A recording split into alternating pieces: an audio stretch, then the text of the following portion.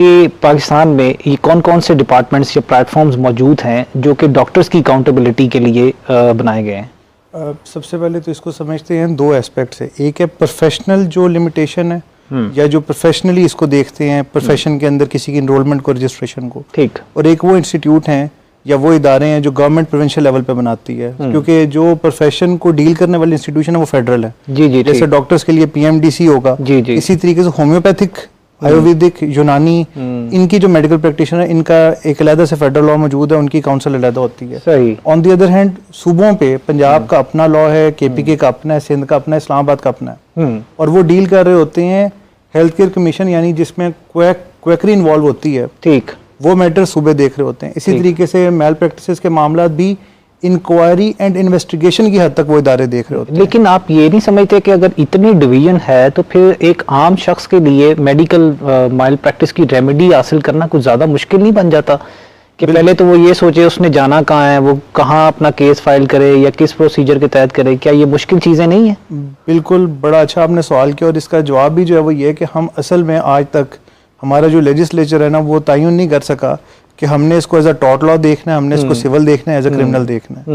इन तीनों के अंदर इन्होंने इसके लिए ना रास्ते बना दिए हैं, और तीनों में रेमेडीज डिफरेंट है। हाँ जी। मिसाल के तौर पे एक डॉक्टर ने अगर किसी के इन्फॉर्म्ड कंसेंट के बगैर उसका ऑपरेशन कर दिया, यानी पेशेंट ने कहा कि मैंने इलाज नहीं करवाना, ऑपरेशन नहीं कराना, पर उसका ऑपरेशन कर दिया जाता है, तो ये सिंपली क्रिमिनल लॉ में पीपीसी की भी जो प्रोविजंस उनको अट्रैक्ट कर लेती है। ठीक ठीक। दूसरी तरफ जो है वो क्या कर रहा है कि वो एक सिविल रॉन्ग भी कर रहा है, एट द सेम टाइम वो टॉर्ट लॉ के अंदर भी रॉन्ग कर रहा है, वो स्पेशल लॉ में मेडिकल नेग्लिजेंस भी कमिट कर रहा होगा, ये मेल प्रैक्टिस में इन्वॉल्व है, जो कि हेल्थ केयर कमीशन ने देखना। अब एक बंदा कंफ्यूज होता है, वो कहता है यार मैं हेल्थ केयर कमीशन में जाऊं जी, मैं थाने में जाऊं, या फिर मैं किसी और इदारे में जाऊं। अब इस पे एक बड़ी इंपॉर्टेंट एक जजमेंट आई है 5 जून 2024 को इस्लामाबाद हाई कोर्ट की। सही।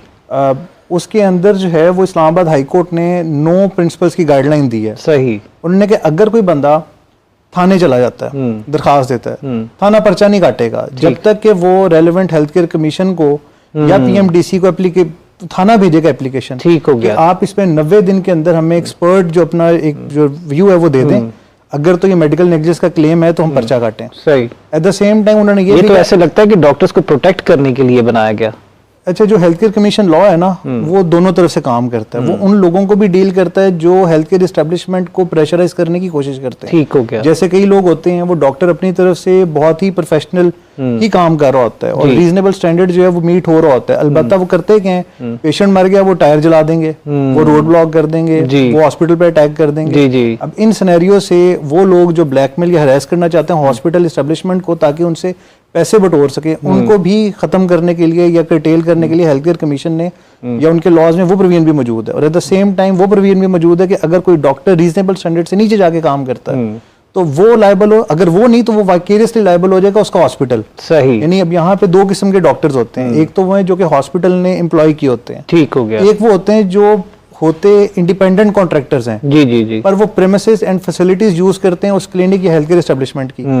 अब उसके अंदर जो दूसरा केस है उसके अंदर वो एक बड़ा रीजनेबल आर्गुमेंट पेश कर देते हैं कि जी देखें मैं इनका मुलाजिम नहीं हूँ, मैं इंडिपेंडेंट कॉन्ट्रैक्टर हूँ। हॉस्पिटल भी यही कहता है कि जी देखें ये आता ही अपना क्लिनिक करता है 4 से 6, इतने पैसे लेता है, उसमें से हम अपनी फैसिलिटीज कितने पैसे डिडक्ट करते हैं, बाकी ये रख के घर चला जाता है। ठीक हो गया। पर अगर वो कोई ऐसा काम करता है जो नेग्लिजेंट है तो क्या वो एस्टेब्लिशमेंट लायबल होनी चाहिए कि नहीं? सही। अब ये वाइकेरियस लायबिलिटी के मामलात को भी जो इंटरप्रिटेशन हेल्थ केयर कमीशन के पिछले कोई 8 साल की अगर मैं जूरिस्प्रूडेंस की बात करूं जो मैंने पढ़ी है उसमें वो ऐसी केसों में वाइकेरियस लायबिलिटी एक्सटेंड कर देते हैं उन हॉस्पिटल्स पे भी इस ग्राउंड पे कि जो हॉस्पिटल या हेल्थ केयर एस्टेब्लिशमेंट है उसमें क्लिनिक भी आ जाते हैं, उसमें प्राइवेट क्लिनिक्स भी आ जाते हैं, उसके अंदर सेंटर्स भी आ जाते हैं, वो क्योंकि रिप्रेजेंट कर रहे होते हैं कि ये हमारा डॉक्टर है, और अगर वो ऐसा रिप्रेजेंट ना करे तो पेशेंट भी वहां पे ना आए। पेशेंट तो नहीं देखता मैं किस डॉक्टर के पास जा रहा हूँ, वो देखता है एक हॉस्पिटल है, एक एस्टेब्लिशमेंट है, क्लिनिक लिखा हुआ है, ये सर्विसेज प्रोवाइड करते हैं, मैं जाऊंगा, मैं रिसेप्शन पे पैसे दूं, पैसे दे के मैं फाइल लूंगा और मैं जाके इलाज करा लूंगा। ठीक हो गया। अब यहाँ पे जो है वो हमें बात समझ में आती है